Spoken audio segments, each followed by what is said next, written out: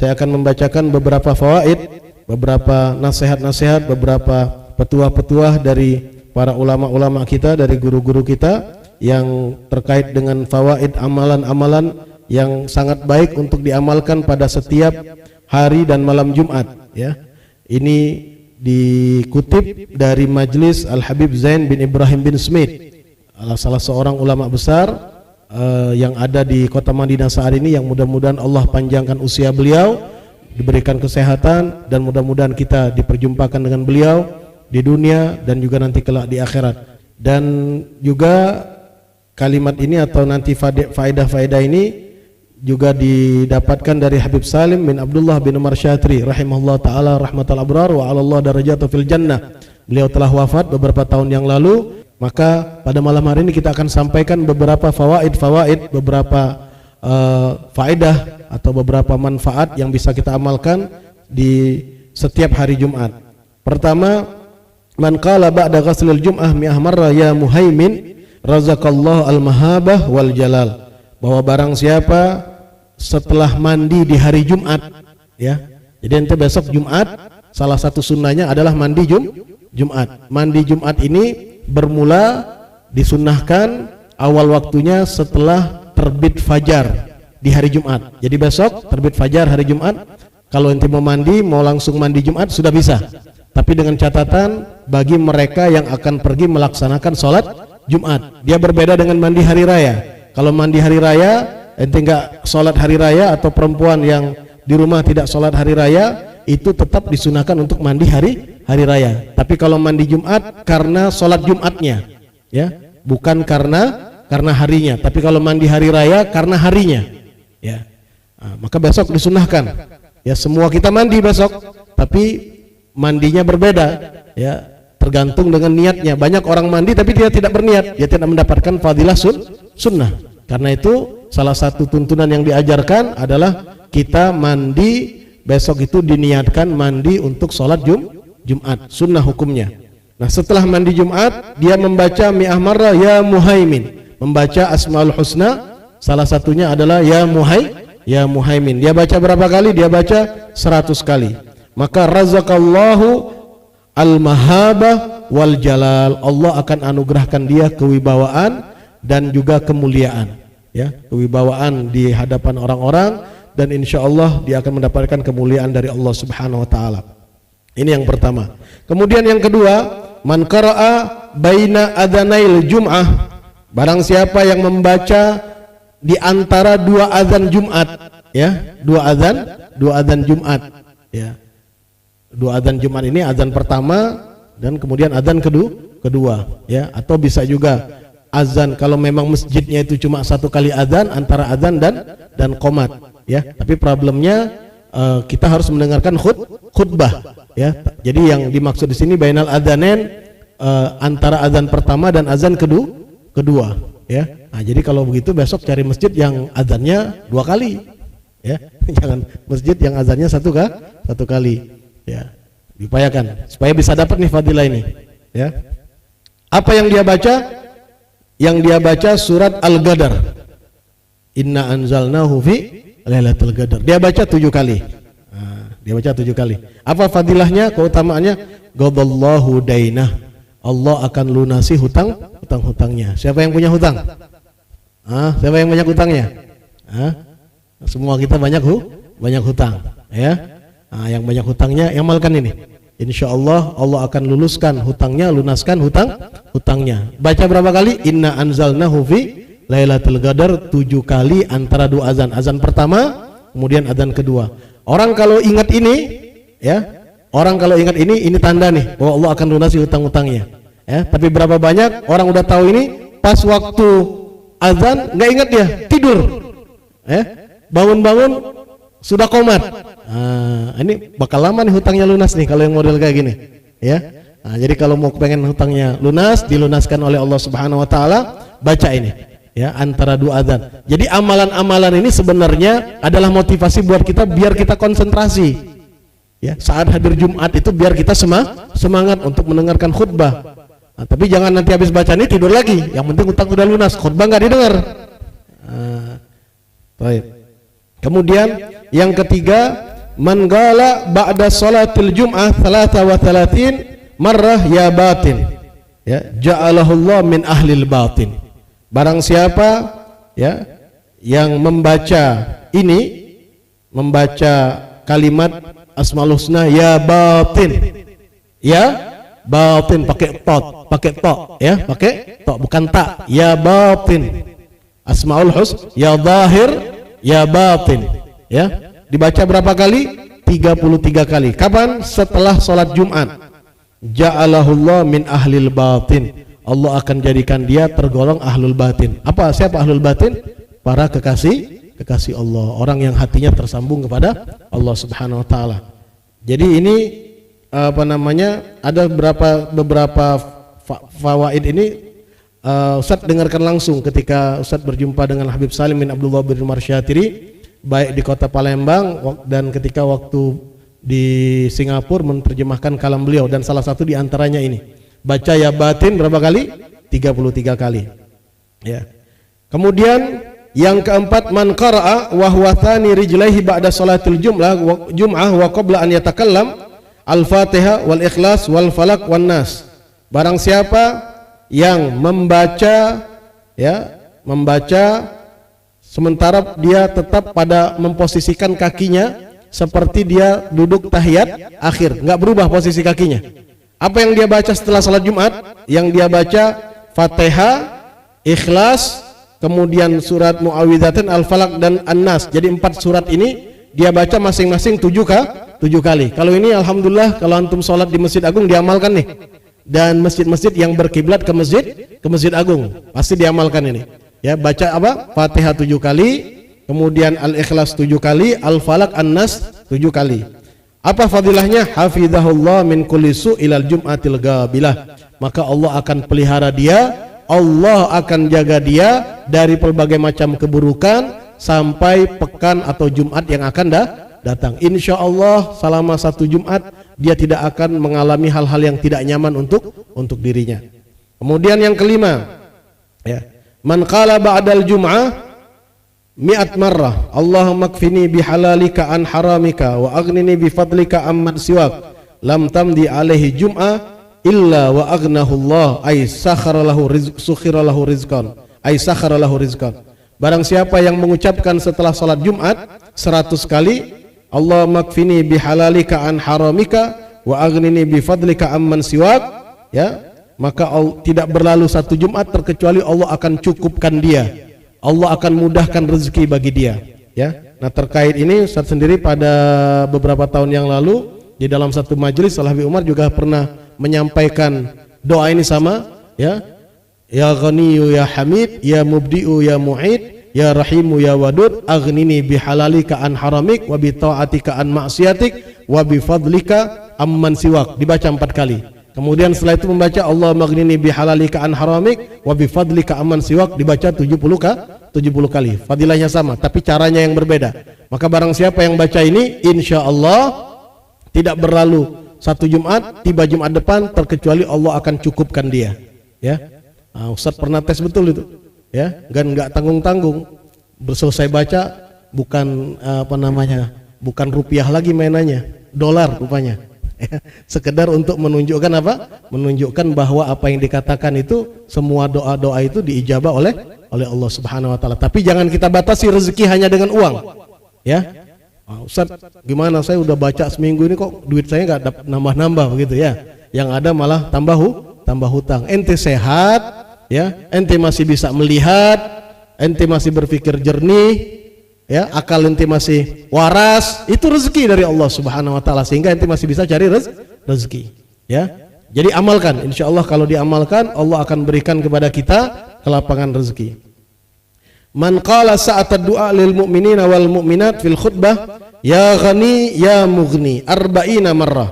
Barang siapa yang membaca di saat khatib membaca doa Allahumma ighfir lil mu'minina wal mu'minat. Nah, di situ dia baca apa kata Habib Salim bin Abdullah bin Marsyatiri, ya. Baca ya ghani ya mughni.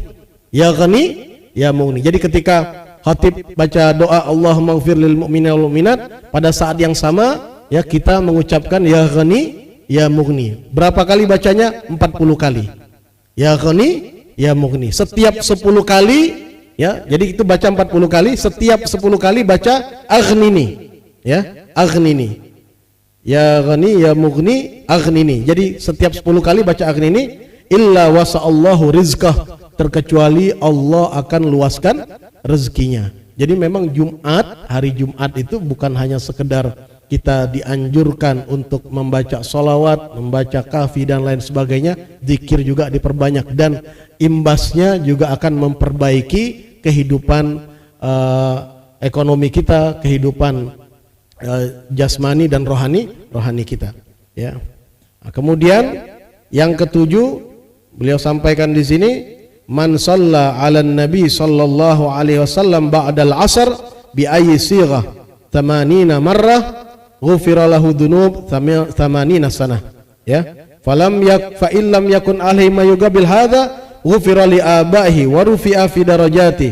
Ya, barang siapa yang bersolawat kepada Nabi sallallahu alaihi wasallam setelah salat asar di hari Jumat, ya, karena di hari Jumat itu disebutkan oleh Rasul sallallahu alaihi wasallam ada waktu yang mustajab, disembunyikan oleh Allah, seperti malam Lailatul Qadar di bulan Ramadan disembunyikan oleh Allah. Di hari Jumat ada juga itu waktu yang kalau kita ketemu waktu itu, kata Rasul sallallahu alaihi wasallam, pas berdoa di waktu itu doa kita diijabah. Nah, para ulama silang pendapat, ada yang bilang ketika khatib naik mimbar, ya, ketika duduk di antara dua khutbah, ya, ketika akan melakukan sholat. Nah, ini waktu-waktu di mana kita perlu memperhatikannya, ya, memperhatikannya untuk bisa di saat itu kita berdoa dan bermunajat kepada Allah. Ya, jadi manfaatkan waktu itu. Jadi antum mulai dari sekarang nih siapkan apa hajat antum besok waktunya untuk minta kepada Allah. Ya, insya Allah doa kita diijabah. Datang di hari Jumat, datang lebih awal. Ya, bersihkan diri kita, bersihkan batin kita, perbanyak istighfar, lakukan sholat, ya, sholat sunnah. Ya, di antaranya yang diajarkan di dalam kitab Bidayatul Hidayah itu, ya, sholat 4 rakaat bisa diniatkan tahiyatul masjid, atau kalau kita sudah sholat tahiyatul masjid bisa juga kita lakukan sholat 4 rakaat, sholat sunnah mutlak 4 rakaat. Ya, setiap rakaatnya kita baca suratul Ikhlas 50 kali. Berarti kalau 4 rakaat berapa kali? 200. Berarti mau datang ke masjidnya jam berapa? Mau datang jam 12. Imam khatib nanti masih sholat. Ya, jam berapa bagus? Paling tidak jam 11. Ya, jam 11. Jadi kalau kita ingin melihat cepatnya respon Allah kepada kita, itu akan sangat bergantung dengan cepatnya respon kita kepada seruan Allah. Kita kepengen kita disambut oleh Allah, diijabah oleh Allah dengan cepat, maka sambutlah seruan Allah dengan cepat. Di antaranya adalah dalam pelaksanaan sholat Jumat. Ya, maka kata disebutkan dalam kitab tersebut bahwa barang siapa yang amalkan ini setiap hari Jumat, ya, setiap hari Jumat dia amalkan ini sholat 4 rakaat, di setiap rakaat setelah Fatihah dia baca suratul Ikhlas 50 kali. Maka apa fadilahnya? Ya, lam yamut, dia tidak akan mati hatta ra'a makanahu au ru'ya makanahu fil jannah au ru'ya. Ya.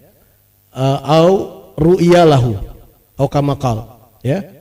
Barang siapa yang amalkan ini tidak dia mati terkecuali nanti dia diberikan oleh Allah anugerah untuk memimpikan melihat tempatnya di surga. Atau kalau tidak, ada orang yang akan memimpikan tempatnya di surga. Ini berarti salah satu amalan yang akan menghantarkan kita mendapatkan keridhaan Allah, yaitu surganya Allah. Kenapa? Karena suratul Ikhlas adalah salah satu surat yang sedemikian luar biasa, sedemikian indah, dan juga surat yang seharusnya kita sukai dan kita cintai. Salah seorang sahabat Nabi sallallahu alaihi wasallam banyak baca surat Ikhlas, kemudian dilaporkan kepada Rasul sallallahu alaihi wasallam, maka dijawab, "Kenapa engkau banyak baca surat Ikhlas? Setiap mengimami salat engkau baca surat Ikhlas." Ini ada jamaah-jamaah yang komplain. Ya, setiap salat baca Ikhlas. Baca Ikhlas. Maka dijawab, "Li'anni uhibbuha." Karena aku mencintai suratul Ikhlas. Maka dijawab oleh Rasul sallallahu alaihi wasallam, kecintaanmu kepada suratul Ikhlas akan menghantarkanmu ke surga. Ya. Nah, karena cinta, bukan karena tidak katik lagi yang lain. Nah, kalau kata lagi yang lain cerita ya. Nah, kemudian fadilah berikutnya ini, barang siapa yang baca sholawat 80 kali. Kapan itu? Ba'dal asar. Ya. Nah, salah satu prediksi sebagian para ulama yang ini juga dilakukan oleh Sayyidatuna Fatimah adalah bahwa waktu yang mustajab itu diantaranya adalah setelah sholat asar sampai tenggelam matahari. Karena itu disebut waktunya dengan saat Fatimiyah, ya, saat Fatimiyah, waktu Fatimah. Artinya apa? Waktu di mana Sayyidatuna Fatimah putri Nabi berdoa, berzikir, beribadah kepada Allah Subhanahu wa taala. Dia antara setelah sholat asar sampai menjelang tenggelam matahari. Nah, di sini salah satunya setidak-tidaknya kita amalkan apa? Baca sholawat 80 kali. Bi ayyi sighatin kanat. Sholawat apa saja? Ya. Sholawat apa saja? Sallallahu ala Muhammad sallallahu alaihi wasallam. Paling habis waktu ya 5 menit, 10 menit selesai. Kita lihat handphone mungkin setengah jam. Ya, enggak terasa. Ini baca sholawat 10 menit sallallahu ala Muhammad sallallahu alaihi wasallam. Baca berapa kali? 80 kali. Maka apa fadilahnya? Ghufira lahu dunub tamanin, akan diampuni dosa-dosanya 80 tahun. Ya. Ustaz, umur saya belum tentu 80 tahun. Maka bagaimana di sini dikatakan kalau dia tidak punya dosa sebanyak umur 80 tahun, ya, maka akan diampuni orang tuanya. Jadi sisanya itu ya, masih banyak nih ampunan. Dosa dia udah diampuni semua, tapi ampunan ini, stok ampunan masih banyak. Maka yang akan dapat imbas ampunannya itu siapa? Orang tuanya. Mulai dari orang tuanya, kakeknya, neneknya, terus ke atas, semuanya dapat ampunan dari Allah. Kalau sudah diampuni semua, ya, rufi'a fi darajati, ya, Allah akan tinggikan derajatnya. Ya, wa warada anna man shalla bihadhihi sighah, Allahumma shalli ala sayyidina Muhammadin nabiyil ummi wa ala alihi wasallam taslima ba'da asri jum'ah kutiba lahu ibadah thamanina sanah. Ya, barang siapa yang baca salawat ini, Allahumma shalli ala sayyidina Muhammad an-nabiyil ummi wa ala alihi wasallam taslima, ada di dalam kitab Khulasatul Madad, dibaca 80 kali ba'da salatul asar, maka akan dicatat, diabadikan bagi dia pahala ibadah selama 80 tahun, ya. Subhanallah.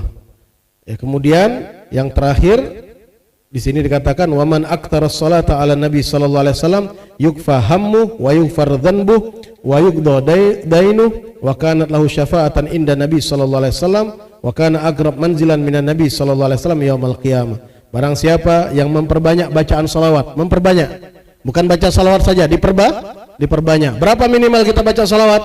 Kata Sayyidina Ibnu Hajar, salah seorang ulama, ya, la yagil li muslim, tidak boleh seorang muslim itu yang mengaku umat Nabi Muhammad, ya, yang mengklaim dirinya pencinta Nabi Muhammad, tidak boleh kurang dalam sehari semalam baca salawat kepada Nabi 300 kali minimal. Ya, apalagi ini kita sudah berada di bulan Safar, sebentar lagi kita akan masuk bulan Rabiul Awal, bulan kelahiran Rasul sallallahu alaihi wasallam. Maka mulailah kita memperbanyak bacaan salawat kepada Rasul sallallahu alaihi wasallam, khususnya di malam Jumat dan di hari Jumat. Maka barang siapa yang memperbanyak bacaan salawat kepada Rasulullah, yukpahammu, maka akan dicukupi semua keinginannya. Wa yughfar dhanbuh, akan diampuni semua dosa-dosanya. Wa yuqda dainuh, akan dilunasi semua hutang-hutangnya. Wa kanat lahu syafa'atan indan nabi, dan itu akan menjadi sebab syafaat, dia mendapat syafaat di hadapan Rasul sallallahu alaihi wasallam, dan menjadi sebab dia mendapatkan posisi terdekat bersama Rasul sallallahu alaihi wasallam di hari kiamat. Ini beberapa fadilah, beberapa keutamaan, ya, yang didapatkan di majlis, yang dihadiri di majlis-majlis seperti majlis Habib Zain bin Ibrahim bin Sumin dan Habib Salim bin Abdullah bin Umar Syatiri. Mudah-mudahan insyaallah fadilah-fadilah ini, keutamaan ini, ya, beberapa di antaranya bisa kita amalkan, dan dengan kita mengamalkannya berarti kita terhubung dengan orang-orang yang saleh, terhubung dengan para ulama yang insyaallah juga terhubung kepada Sayyidul Ulama, yaitu pimpinan para ulama Rasulullah sallallahu alaihi wasallam. Amin ya rabbal alamin.